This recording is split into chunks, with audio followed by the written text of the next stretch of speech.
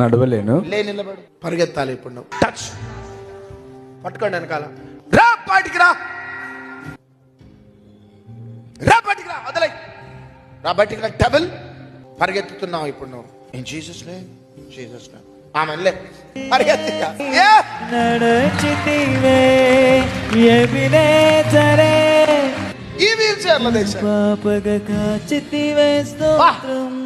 ఎవరొచ్చారు మీతో? పాపగ కాచి భార్య. అయ్యా ఎట్లా ఏడుస్తుంది చూడండి.